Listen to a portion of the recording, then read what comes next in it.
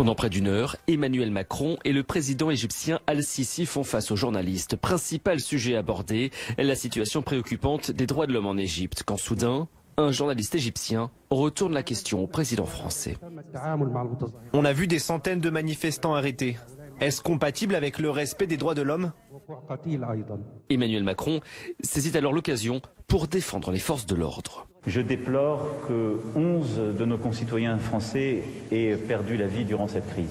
Aucun n'a été la victime des forces de l'ordre. Aucun. Un soutien d'autant plus important que depuis plus de 10 semaines, les policiers sont fatigués, éprouvés.